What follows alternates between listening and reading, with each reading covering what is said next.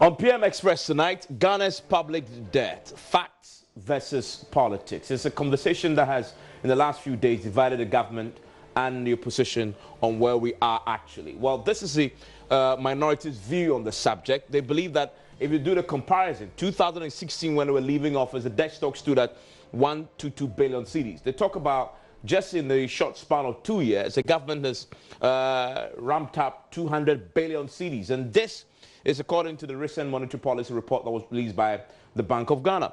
Now, the controversy really continues because it boils down to how much the government has accumulated over that short period. The minority says the government has accumulated a whopping 80 billion in the short span of time. Government disputes this quite strongly. We'll get into that. Now, the total addition to the public debt in 2017-2019 first quarter has hit this particular figure, which government is disputing, as we know. Now, according to the NDC, the 200 billion does not include the 750 million or let's say 3.9 billion in commercial loans, $200 million or let's say 1.4 billion CD GOG guaranteed GMPC loans as well. If you add that to that, they believe it's going to shoot even further than that. Also, according to the NDC, it also does not include the 1.5 billion or 7.8 billion get fund loan that has also been taken. You know, those loans have been also including the ESLA bonds as well. Now, government is arguing tonight that they argues the change in the nominal stock did not mean government has taken new loans. In fact, today, the information minister has been speaking about this and says the minority guys simply do not understand how these computations are done in the economy. And he says that the fact that you see a bulk amount leap doesn't necessarily mean the government is borrowing more. It could be down to factors such as the exchange rate factors that could also impact on that. Now, disbursement of loans for the universities, these are issues that we know has over the years contributed to the debt stock. So tonight, this conversation has been going on. And the reason why this is important, the debt stock has a lot to do with the economy's strength as well. I remember we went to HIPIC one time. It affects the people. And so just don't listen to the back and forth about it. There is a way in which this affects your life, your children's children. We're carrying huge debt burdens if our borrowing and debt situation is not sustainable. That is why this is important. When we return from the break, I have two men who understand these issues. Of course, they disagree on the fundamentals, but we'll try and see where they stand on this. But we'll start with updating you on the latest with the biggest story of the day, some of who has just been released. There's a statement from the police I'll share with you before we go into this big conversation about debt and how that affects you and why the minority believes it is such a big deal. Stay with us here on PM Express.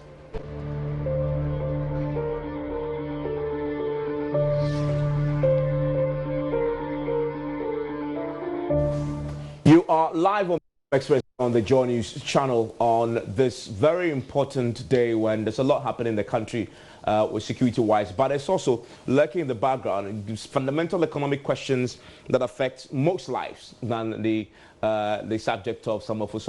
And that's why I've just been joined in the studio by Fifi Kwete, who is the MP for Ketu South, a member of the Finance Committee in Parliament. Hello, Mr. Kwete. Thank you for your time here on PM Express. I'm grateful to have you in the studio. Also joining me is Anthony Efa, is MP for Sukuma Dobin Brakwa, is a member of the Finance Committee as well. Thank you, sir, for your time. Nice. Both of you have been scrutinizing the books and the budget, I know. So this is going to be a very interesting conversation. Let's see if we can settle the conversation around this debt matter. And you're wondering why this is important. It is important because if you go back to 2001, we were HIPIC. The warning is if you don't stem the tide and control the borrowing, we will become HIPIC once more, and that has devastating consequences for everybody, and nobody wants that. And so that is why this is important, and we'll try and break it down why you should care about this very short. My guests will help me. They disagree, but we'll see what the facts say as against what the politics say. Hard facts that I have in front of me that we'll also refer to. We'll see. Now, I want to start, however, by updating you on a story that we've all been following since some of us story. Just a few minutes ago, he was released from the CIA quarters. I want you to watch this. This is very latest footage coming in from the CIA quarters.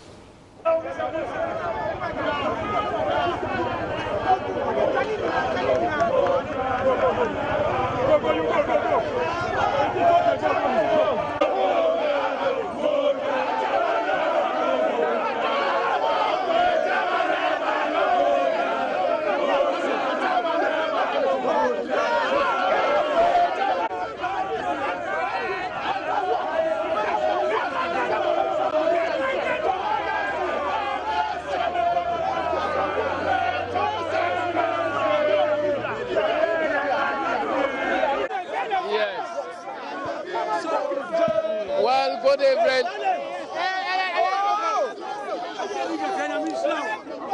Good evening, and thank you very much for your turn up to this CID headquarters this evening.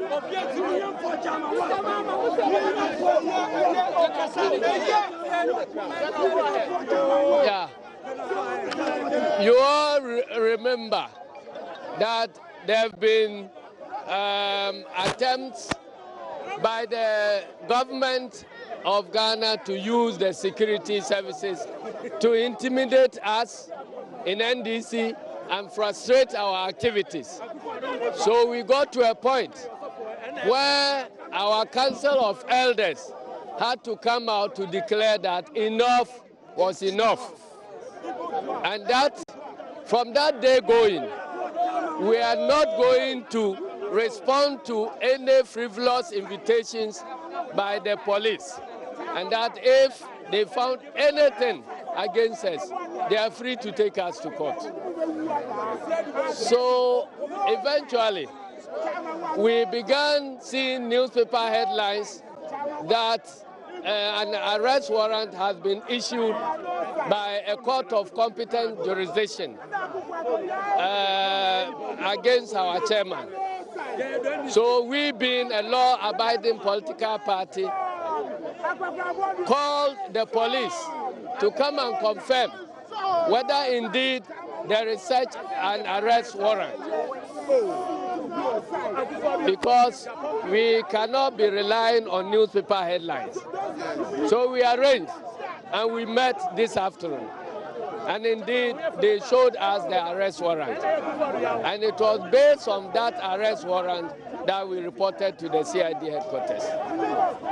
So they've asked all the questions they wanted answers for. They've searched the premises and residence of our national chairman. They've taken all his communication gadgets with the promise, and we've offered to give them the password because we don't have anything to hide. And so based on that, he's been granted bail. We've given them time to scan all the electronic gadgets. And if they are satisfied, they can now determine whether they have sufficient evidence to proceed further or to declare the case null and void. And so that is where we are now. He's been granted bail and we've executed the bail. So we are reporting here on Thursday, 2 p.m. Thank you very much, and may God bless our homeland, Ghana. Thank you very much. I want to urge all our party people to stay focused. We want to thank you for the massive solidarity shown this evening. But nobody should relent, because our national pledge and the national anthem urges every citizen to fight the oppressor's rule. We know the founding fathers of this country went through worse experiences than this. So if it is our time to bear the cross, we are ready to bear the cross. And let us assure everybody that nothing can break the resolve of a determined people. We are marching for victory, with or without this intimidation. So this will not break us down. Tomorrow, we are back and we will continue the program for the celebration of our 27th anniversary. Thank you very much. Chairman, that is the General Secretary of the NDC, John Cecil Nketia, the CID headquarters a few minutes back, and the CID themselves have just issued a statement on the happenings today. It says that the CID is investigating various acts of kidnapping and causing unlawful damage in which credible and actionable intelligence makes Mr. Samuel Ofosu-Ampofo, the national chairman of the National Democratic Congress, a suspect. They also say that the CID obtained an arrest and search warrant following the refusal of Mr. Ofosu-Ampofo to cooperate with the CID in its ongoing investigations. On 11th June 2019, at about 15 hours, 3 p.m., the CID executed the search warrant by arresting Mr. Ofosu-Ampofo at number 3 Church Street, Labone, Accra. Mr. Samuel Ofosu-Ampofo is currently in lawful police custody in respect of the ongoing investigation. The CID continues to call on all and sundry to remain calm and seek the cooperation of the public in this direction as it continues to maintain law and order. And signed by Julian Obeng, who is the Deputy Superintendent of Police Public Relations Officer, CID headquarters. So that's the very latest on this. Let me take very quick comments from my guests on this developing story. Fifi. I feel, first and foremost, very sad for this country. I think I particularly feel very sad for the police as an institution, because effectively they become just a pawn in the hand of a government that is desperate. Much as a lot of people would think this is grave, to me, I think I take it with a lot of ease. I take it a lot of ease because for me, it just shows that we are dealing with a government that clearly has taken hypocrisy and double standards to the highest possible level. We're talking about a group of people who, in opposition, you heard Samuel who make noises to the effect that they were ready to actually bring target judges for elimination, caught on tape, which he denied that was doctored. You heard Atachia on tape declare that they were going to put dead bodies in the waters in Volta region, caught on tape. You heard, what's the name, Anthony Cabo said they were bringing what you call all kinds of hooligans from Liberia, from Libya, from different places into this country, caught on tape. Nothing was done about it. You actually got the president now, who then candidate, declare actually with his voice that they were going to what, that they had actually given NDC what you call a taste of a mayhem in Atiwa. That all die be die. And you have this group of people having the audacity to do what it is they are doing. For me, it simply just shows that they don't see far. They did similar things between 2001 and 2008, thought they were never going to leave power. They actually declared that by the time they were through, NDC as a party will cease to exist, thinking that somehow they were immortals who were going to remain in power. And maximum 8 years, they were gone. This time, I can bet you they are going sooner. I feel sorry for this country, because I think really we should transcend this. We should start on a path of proper growth, not a situation where a party is so desperate for power that is ready to do anything and seek to find all kinds of justification. And especially coming from a leader at the age of 75, I would have thought really that if anybody should show that level of maturity, that level of what I call that demeanor that should actually unite a country, leave aside the petty politicking. It should be coming from Nana Akufo-Addo, who is only the oldest president in our history, and therefore should actually show much greater what you call temperance and what I call equanimity. Unfortunately, he seemed to be doing far worse than even people who were 50 years and who came into office as president. Very sorry about that. Your brief comment on the developments. Yeah, really. I don't want to comment on this because my understanding of law is that, of rule of law, is that when you are a suspect, you are invited to attend to that invitation, and then they do fact-finding. They take your statements.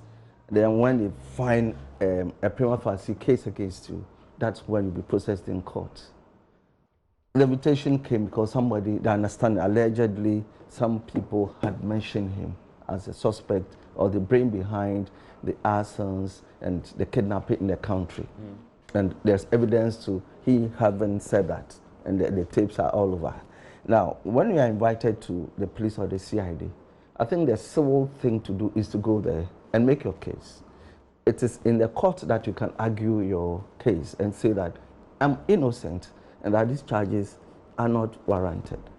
Now, when you have the Council of Elders behind you, and you have the whole party structure telling you not to respect an invitation by the police, forgetting that only 2 years ago, 2.5 years ago, you were in government.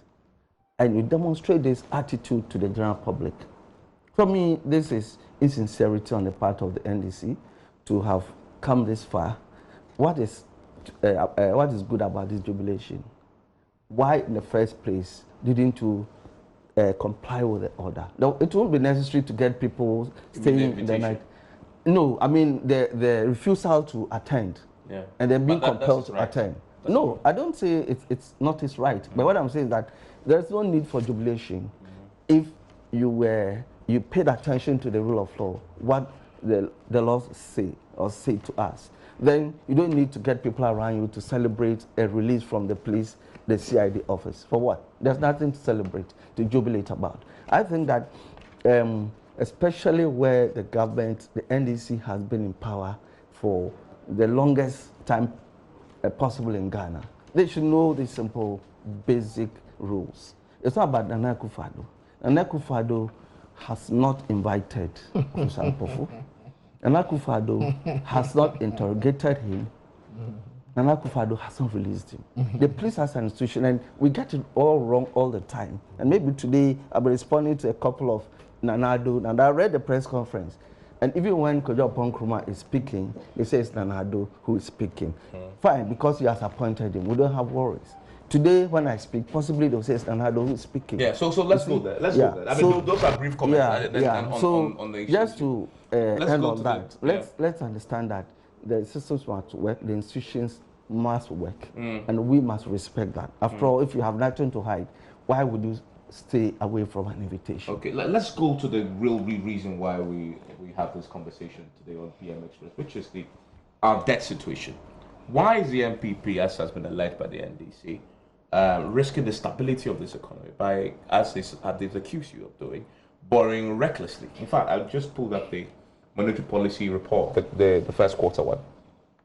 And if you look at the part about the debt stock, currently stands at total public debt stands at 198 billion cedis.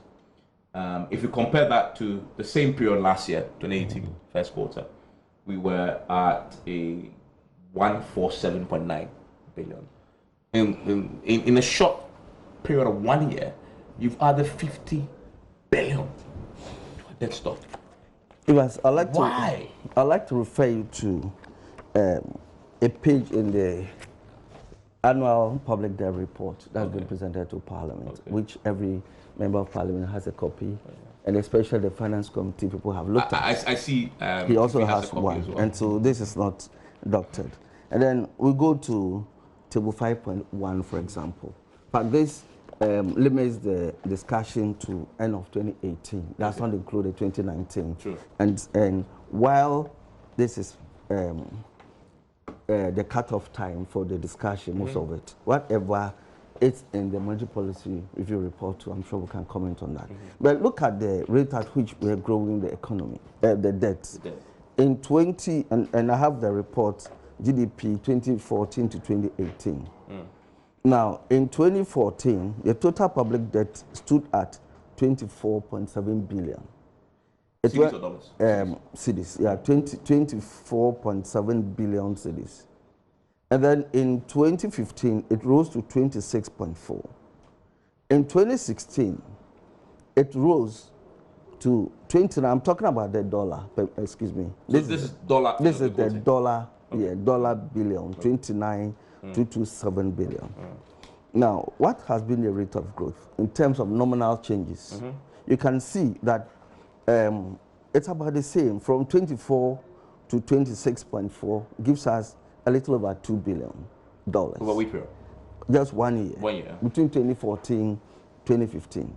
If you came to 2015 and 2016, it's from 26 to 29 billion in dollar terms. Okay, so this is almost about so about 3 years. Now take 2016, the 29.2 billion. And then in 2017, the report here is 32 billion. The increase is about 3 billion. And then in 2018 provisional, the figure is 35 billion, 35.88 billion. The difference is again about 3 billion. So what is reckless about this? If the trend consistently in dollar terms has been so this ends 2018.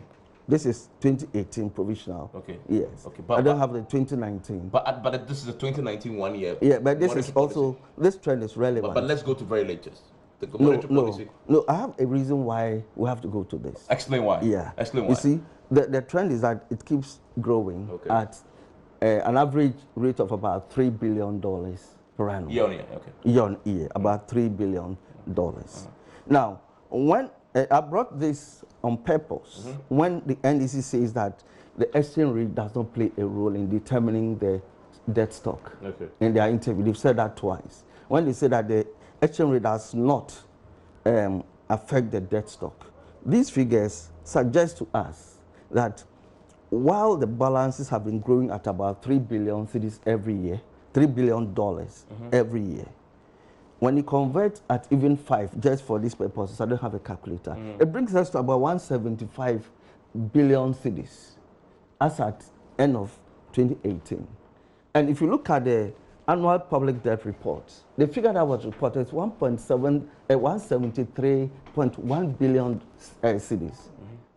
So to move from the 122 billion to 173 billion means that there are some external shocks that affected the stock of debt. And which external shock particularly are you prioritizing? Here we talk about the depreciation rate. Okay. And then we also talk about the movement, the interest rates on the international market. Because when you borrow, it's not for free that you go, especially where we have the bulk of our monies in commercial But when you were in opposition, you said you could borrow at cheaper rates. In fact, you will lambasted the NDC borrowing at extortionate rates. Yes. And now, so why is that your excuse? Even this is not an excuse. The reality is that we have always borrowed. But you said you had a magic bullet to deal with that. What's the magic bullet? You told us. I mean, my brother told us that you see, when the you look guys at, are borrowing at extortionate there's a amounts. medium-term debt strategy, all right, which focuses on reprofiling our short-term debts, long-term debts at lower rates, all with a view to making money or resources available to government to run the country. At a cheaper. Cheaper, yes. And it's evident both at the foreign, the international, the international market, capital market rates. If you compare that to what the NDC was borrowing, and I can refer us to in 2015, when the NDC was put in a fix and we had to go to the IMF for only $1 billion, or even less, it was $900 and something million. We got that at close to 10% interest rates, close to 10% interest rates. We have never since 2017 borrowed, even on the international capital market, beyond 8%. You see, so when we say it's cheaper, we are borrowing cheaper, that is what we mean. Come to the domestic market. Come to the domestic market. On average, and all these are in these reports, the average that we were borrowing as a country in the 2015s and 2016s was about 25% per annum in CD terms. And what is the percentage? And now it's about 15, between 13 and 15, depending on whether it's a 91-day bill, treasury bill rate, or it's a 2-year bond. So we are dealing at less than 10%, below, say, we are saving about 10% on the cost of borrowing to this country. Two things I want to interrogate, and I'll bring Fifi in. So you say, if you look at the analysis you've done, rate of increase is almost 3. Yeah, we are almost adding about 2 to 3 billion consistently. However, and I'm just going to the monetary policy, the latest one. If you compare same period, first quarter to last quarter, you're doing, and this is dollars, because you're quoting dollars, I want to quote the dollars as well. It's jumped to 5 billion in 1 year. That is a problem. How is it a problem? No, you say, your analysis is, over a period that you mentioned, the 2014 to 2018. Not even rate, the increase. It's always been around between 2 to $3 billion. Yeah. But I'm saying that if you compare the latest monetary policy report, 1 year, first quarter 2018, first quarter 2019, it's 33 last year, 38 this year. That's 5 billion. Which is 2 billion more than what you say the average is. No, but it indicates the level of activity that's in the country. Which is what? Of course, I'll take you through a list of activities. Well, I'm not seeing the activity. What is the activity? No, when you say you are not seeing... So you're saying that there's a justification for the 5 billion? Yes, over the last year. Because there is no limit to what we can do. What we're trying to do as a government now is to put in place the fiscal responsibility law and also the council to ensure that we do not borrow more than 5% of the deficit. We don't go above 5%. And also not to take money from the central bank. Zero borrowing or zero lending by the central bank. So why is the last year higher than your own analysis average? Yes, it doesn't matter, provided the trend is growing. As the trend is growing from about 24 to 35, and then to what is your figure? Yeah. I don't so have what is the Bank of Ghana figure? Like what's the Bank of Ghana figure as at first quarter? That's as at first quarter, 38.9 billion. Okay. Now, what we should expect is that the debt reports in another month or so, the Minister for Finance is going to come to the House for a budget review, and then we'll ask all those related questions. So you have questions as well. You have questions about why in the year we've done this. No, not to dispute the numbers, as long as it's coming from. Yeah, but of course you can't dispute it. No, I don't have to. But I'm saying that having seen this figure, which is an outlier compared to your own analysis over the past few years, you must have questions about why in the last 1 year alone. You don't. No, I don't as have a citizen, for that. you do not care that your own analysis over the period we've done 2-3 billion increase year on year, and yet for 1 year. Look at the Evans. Let me tell you about the. That is a minority concern. That you've done 80 billion plus. That is also false. Look why? I'll tell you why. Look at the impact on the GDP. And I'm sure we have figures starting for the GDP. The rebase went as far back as 2014. So it covered even the NDC era. It's not rebased in 2019 or 2018. It's way back in 2014 or 15. Kojo Ponkumo said the same thing. Why is the 80 billion false? How could it be 80 billion? When I have indicated to you that as at end of 2018, the figure that I have, and then subject to also the Bank of Ghana report, the figure here in dollar terms is 35.8 billion. At whatever exchange rate, brings it to what? $35.8 billion. That's the total debt stock of Ghana as at 31st December 2018. At whatever exchange rate, 5%, 5 cedis to the dollar, 5.1 or 5.2, brings it close to 175 billion. That's at the end of the year. Now, what has happened between 2018 December and the first quarter is what BOJ has reported. But this is only a number. We need to find out what went into all that. And I know, obviously, that the same analysis that applied to 2014 to 2018 would apply to that, because the same items recur in the computation of the debt stock, and it includes, for instance, the exchange rate depreciation of the currency, which we as a country have consistently suffered some losses in terms of cedi to the dollar, okay, because most of our borrowings, the FX borrowings, are in dollar. So so the more you depreciate, the more you pay, because obviously. Let me bring in Fifi. Hold your horses. I know you make notes. Fifi, where do you get the $80 billion? Because this is what government is disputing, and then we'll go into the other things. Thank you very much, and good evening to all your many viewers. We moved straight into action, so I couldn't get opportunity to greet them. And you know, our friends are very interesting, and I can sympathize with my brother Efa. When you find yourself in a situation where what it is you were condemning yesterday, somehow you have to justify. You go through the kind of very difficult situation he's just gone through now. And for me, it should be a learning curve, especially learning for the NPP, because NPP has shown, should I call it, such, how will I call it, reticence towards moving away from the pettiness into getting into what I call mature politicking. And for me, that's unfortunate. And let me explain to you why. Remember, even ahead of they coming into office in 2000, if the only thing we had in this country, pim. You remember that? Billions. They introduced that into these countries. What it is they sought to say is simple. It does not matter how you get the debt. It doesn't even matter what it is you use the money for. As long as the nominal stock in CD is theirs, it is pim. They did that. It came into office 2001, 2008. And over that period, even though they had a hip pick and all, they still managed to accumulate the debt of Ghana. Now, we having been in power, I mean, earlier than them, I've always understood that debt per se is not a problem. It is the utilization of the debt that matters. MPP has constantly played what you call the pettiness of creating the impression that debt itself were a problem. So they demonize debt. Now, if you demonize debt, and today you are in office, and you have shown to be the one that has accumulated the highest debt in the history of our country, why are you running away? Accurate, though? That's accurate. And let me explain to you why it's accurate. Justify that. What are the facts about it? In 2009, NDC took over. At the time we took over, the debt stock in CD was 9.5. And I'm actually wondering why is seeking refuge in dollars. This is a CD economy. The debt that when we are refinancing our debt, we use our taxes in CD, convert into dollars to pay. So why is seeking the convenient excuse of running to dollars? Again, that is the double standards of the MPP.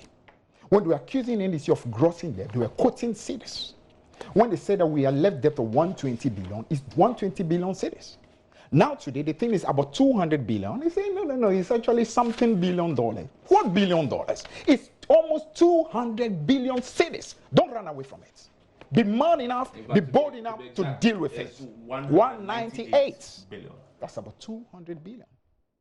Within a space of 2 years, 3 months. No, but this is cumulative. What are you talking about? Cumulative. The fact is this. You deal with what you have. When they came into but office, it debt that you incur. Listen, when they came into office in 2001, they actually met debt as well. Yeah. When we came into office, the 9.5 that we inherited included debt that actually came from the MPP as well. Many debt that actually were now being what you call made available during our time, including even projects that they had actually started that they didn't even have money for. We had literally to come and do domestic bonds, like for example, the Gang of Six Roads. We came and raised domestic bonds and did, which actually is part of the debt that they have been accusing us about. They see the hypocrisy? They won't acknowledge that.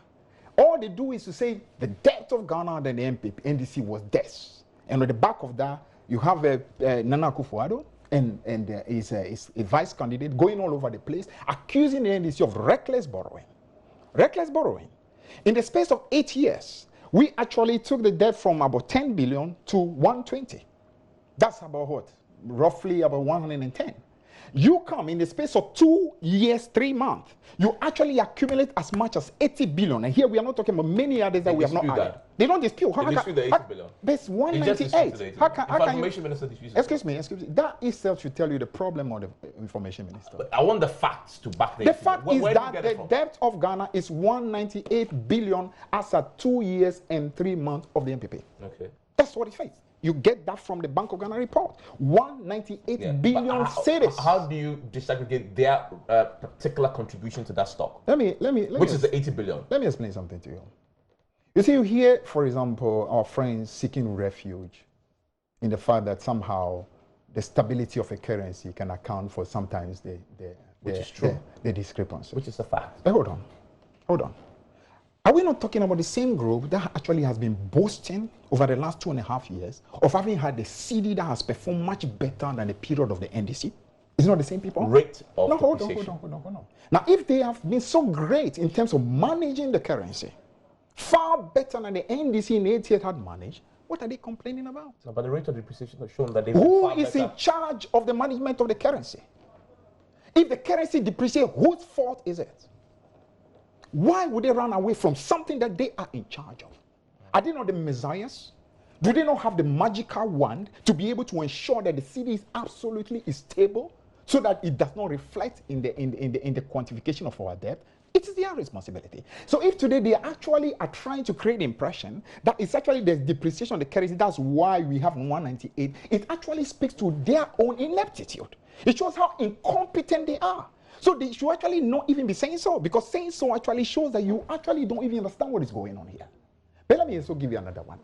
Now, if we who were supposed to be bad managers of the economy, and during our time, the city actually depreciated faster, as they constantly say. Which is true, though. No, but hold on. I'm just explaining something. Why should we rather not be those who should be complaining? We actually should be saying that the 120 billion that you came to me is actually largely due to depreciation. No, hold on. We don't, because we are man enough to understand that you take it as a test. You take the asset to get a liability. That's what nobility is. That's what honor is. That's what integrity is about.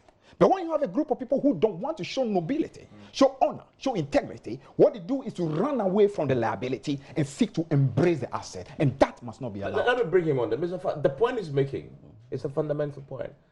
Information Minister, yourself, government appointees have argued that the 80 billion you mentioned, the minority mentioned, it doesn't factor in the depreciation. But the city's depreciation is an economic fundamental. Yes. Economic fundamental that you control. Yes. And so if once you cite that as an excuse, it's an admission that isn't it right? An admission that we failed to manage that fundamental properly. And that is why it's affecting our stock. Evans, managing the foreign exchange depreciation, it's not the only yardstick or the only index that the government It appears that for have we also looked at the improvements in the interest rates, which is also a macro fundamental indicator of how well we are doing. But when we take the argument in your interest rate, as in local interest rate. And I said on all fronts, forex, if we should go into the details, we'll see the charts.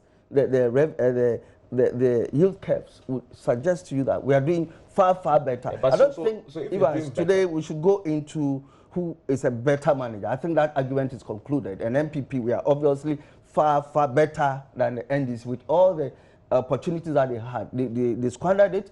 At the time that they were going to the IMF, we had only 7 days of reserve. Can you imagine 7 days now of reserve? You have a surplus.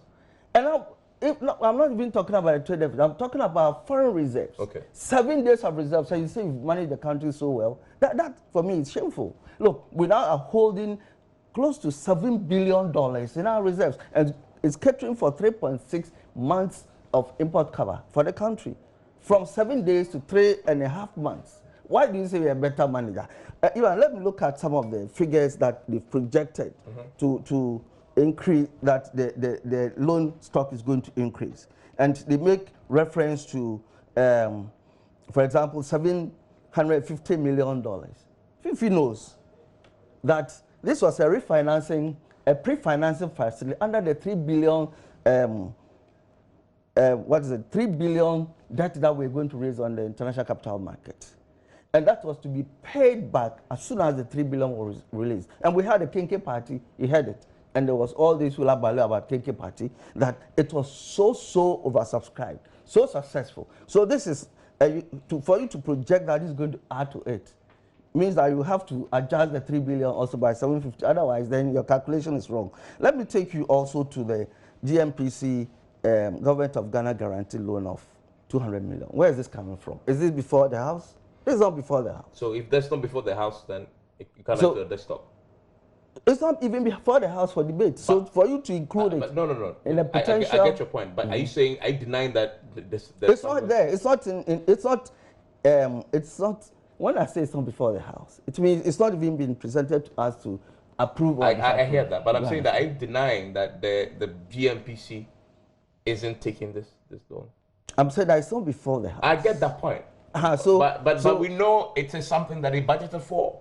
No, GMPC. The figure that they called for was rather $220 million. They brought it, they laid it in the House, and we drew it. So they haven't come back on that. Whether they're going to proceed or not, we can't be sure. Now let's go to the GET Fund, $1.5 billion, which my colleagues have indicated as going to sour the desktop. We all sat in Parliament, and particularly the minority suggested that let us not approve a 1.5 billion at a stretch. Let us do $500 million. And then Education Ministry, the Minister of Education, and also the Minister of Finance come back to Parliament to explain the usage of the first $500 million, and then ask again for the second 500, and then the third tranche. So to project that 1.5 billion is going to add to the debt stock in 2020 or by close of the year, for me, it's not correct. Now, the ESLA bonds, we can look at the structure of the ESLA bonds, the 5.7 billion ESLA bonds. This was issued, and the view was to solve some of our legacy debts in the energy sector. Who were the participants? I would like for you to see. This was essentially domestic investors. Essentially domestic investors. Now, what difference does that make? The difference is that when you have to pay this money back, you are not going to encounter the challenge of conversion. You're going to pay in cedis as you generate cedi revenue. There was an argument that all the loans that we secure would be paid using cedi tax revenue, but that is also not correct, because we also, as a country, earn FX. We earn a lot of FX. What percentage of what you're going to pay will be local?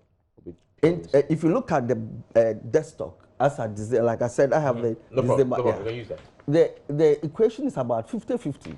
About 86 billion cedis is in foreign currency, and the equivalent is in cedis, and then 86 billion approximately.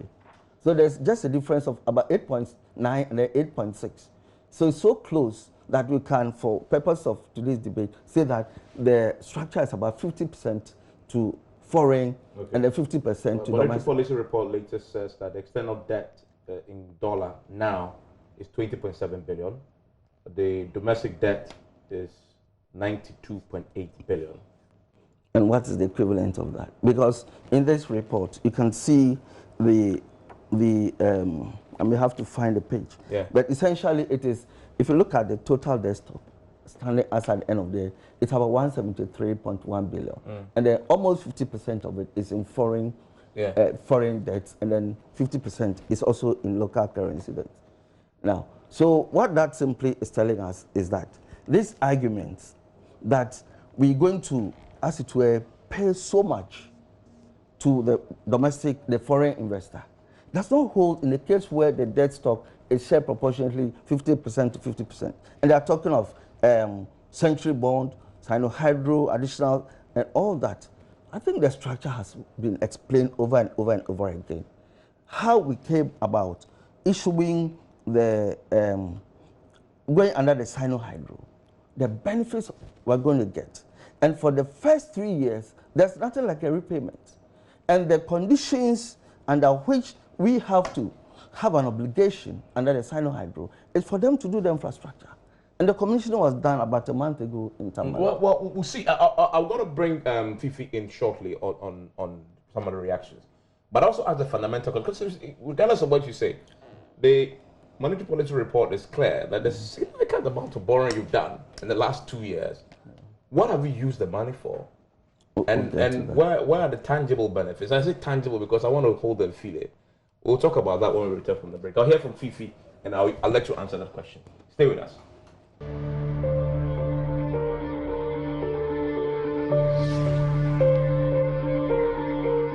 My guest in the studio, Sophie Fikwete, MP for Ketu South, member of the Finance Committee on 25, is Kumar Odobin Brakas, MP, and he's the member of the Finance Committee. Fifi, so you heard him explain that the projections that you've made aren't accurate.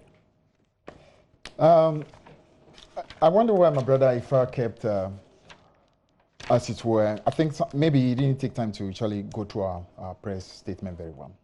Because a number of the things he said we had added to their debt, we actually were explaining that we have not even included them. You see, we also showed in our press conference last week that this figure does not include the following. So he kept saying that we have added, we've not. We actually have acknowledged that these were not even included. Meaning, had they been included, the situation we have today will be far worse than 200 billion cedis that we have. So first, let's clarify that. Now, and that was a very pertinent question you asked. And that question is important. Because you remember, we are talking about, and let me just refresh the minds of our people. This is September 9th, 2016.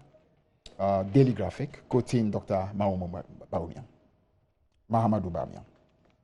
The real effect of the reckless borrowing undertaken in the last 7 years is seen in the magnitude of interest payments Ghana has been burdened with, which has meant the vital resources which have gone into vital sectors such as infrastructure development are now being pumped into settling debt obligations. Dr. Mahamadu Bawumia, that's his statement. He described the accumulated debt over the period of 7 years of the NPP as reckless borrowing. Now, what were some of those? We're talking about monies that were borrowed that enable us, for example, to do the Gang of 4 roads that they actually started as a project but did not leave one city, not one city, and we had to come and look for money to get it done. He calls that reckless borrowing. money that we inherited, and money that we have to take to, for example, add to Bui Dam. Because Bui Dam, even though they started it, they did not complete it. We have to come and borrow additional money to add to it. It costs a borrow. It costs a reckless. Money that enables us to do what you call pond water. That today enables communities that for 20 years plus never had access to potable water to have water in Ghana. It costs a reckless. Money that we used to develop energy infrastructure that ended doomsday in this country. Something we government of the past never were able to resolve. We solve it because we were able to take money and use it judiciously. And I can spend the whole 10 minutes just citing project upon project. He calls all these reckless borrowing. And know that he said, listen, there is enough money in the country, so there's really no need for borrowing. I've worked at the Bank of Ghana, and I know how it is we can unleash resources within in order to be able to get a job done. And then you come into office. In 2 short years, the amount of debt that we have today is far more than in the history of the country. No government in the history of our country has accumulated that, and you expect the people of Ghana to what? To be quiet? Worse than that is that there is nothing tangible to show. When hard pressed, they say, oh, I mean, can't you see that we are implementing free SHS? Hello? Please. Money that you spend for purposes of education, from the time of Kwame Nkrumah, in fact, from the colonial days to Kwame Nkrumah, all the way to President John Mahama, have always gone mainly into what you call recurrent expenditure. That's how you classify it. Unless money that you are spending for educational infrastructure, then you call that capital expenditure. What our friends today are trying to do is to actually have a complete redefinition of a recurrent expenditure in education and create the impression that means capital expenditure. It's not. If we continue at that rate, the time is going to come soon that even salaries that we pay to the teachers of Ghana, they will ask us to call it capital expenditure, not where it's done. But then again, that's the difficulty you have when you consistently go on what I call, just discrediting a previous government that actually was doing a fantastic job with loans, simply because you are desperate for power. And you come and you are doing worse, you don't know how to account for it. My brother, ask yourself, in the first 4 years of the NDC, before even we reach the 4th year, we had already done many projects. We are filling the gang of 4 projects, which we came and completely started because they left no money to do it. We came and looked for money to get it done. We had the Takwa Hospital done. We had a number of visible projects, sent electricity to thousands of communities already by the first 4 years. What do they have to show? Ask them to show one hand coup that they've started from scratch and can show to us today. Not one. Not one. They're not talking about we've gotten money to come and do this project. Hello? For the kind of amount of money that you have, you have added to the debt stock today, you should be able to show the people of Ghana something more concrete. You've not been able to do so.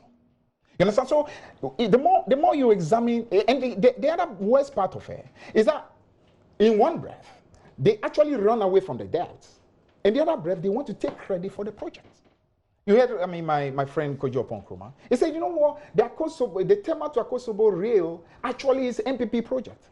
Then the next moment I said, but the money actually was part of the debt of the NDC. Hello? If it's part of our debt, it's our project. But no, they are interested in the project, but they don't want the debt. Double talk. And this country does not need that. What's in the Pokwasi interchange? The money was obtained by the NDC. So clearly, conveniently, they'll say it's part of your debt. But when it comes to the project, wait until the commissioner, you hear them amid fanfare and trumpet blowing all over the place and say it's their project. That's not right. So I'm saying that there is a need for consistency. But above all, let me give you a typical scenario. In 2018, they went to the market, borrowed $750 million. In our time, if you borrow $750 million, you're looking at close to about 3/4 of it going straight into capital expenditure. In their time, 113 million is what they use for infrastructure. The rest of it, they pump it to support budget, which actually just goes largely into consumption. That's why we say, for example, that in the time of the NDC, even in the difficulty of 2016, capital expenditure as a percentage of GDP stood at 4.5%. When they came, they took it down to as low as 1.1. As we talk, it still hasn't been able to cross 2%. So we are talking about a tragedy of our country, where not only are they accumulating huge amount of debt, which per se is not a problem, but the worst part is that they actually are not using it for even proper capital expenditure. Can you respond to that question about people say the NDC say they don't see the results of the debt borrowing. Why do you respond to that briefly? Well, I think the annual public debt report gives us details of every loan and its purpose. Run us Mention through. I would run you Just through mention that. Okay. The tangibles. Mention. You should show us the tangibles. Yes, I'm going to let you know. The tangibles. Look, the list of loans signed in 2018, this is 2018, and there's reference to 2017 in the report. Now, first of all, we had rehabilitation of selected hospitals in the Eastern region, Mampong, Etibie, Ebri, and Chebi. It's here as $49.2 million. You go to Bekwai Hospital rehabilitation, 2 projects, and it's totaling about $30 million. Upgrading of polytechnics, technical and vocational training centers, Ministry of Education, $119 million. Ubechebi Limited Drainage Network and Intergen. I drove past there yesterday and even this morning. We are doing some work there. And the interest rate, all the details are here. If you come to Tamale Airport, Terminal Building, it's here, $24 million. If you go again to, for example, Ministry of Education, additional financing for the secondary education improvement project, $40 million. That is the loan that in the time of the NDC said they were going to buy sanitary parts and all that. This is a component of that. This is an additional $40 million. If you go again to the World Bank, Ghana Transport Sector Improvement Project, it's all there. So your point is that the tangibles are there? They're all here. Look, we know the procurement process, and I sit on one entity tender committee, one of the public institutions. And sometimes the process of procurement could take as many months as 1 year. So the other argument you're making is that a lot of these other monies that have been borrowed, the effects will be felt. Yes, as down the line. Yes, and there are a few that have gone straight. And I must admit though that this conversation hasn't ended, but we just ran out of time. Yeah. So we're going to return to this, and we'll return to this thing. This time we need to look at the borrowing and how it affects people's lives, because that's where we are. And maybe I should say look at the banking sector cleanup. And the billions through of the budget. Yes. Okay. And every Ghanaian must know that this was a significant. So that's a huge chunk of the borrowing had gone. Yes. Okay. We have put so much money. You know the ESLA. What was the ESLA made for dealing with the energy sector? So to say that you have I'm grateful that you joined us. Fifi, thank you for joining us. It's a conversation that will continue to delve into this matter. But we'll return to this conversation. It doesn't go away. Stay with us as we begin to explore that in the coming days. Enjoy the rest of your day.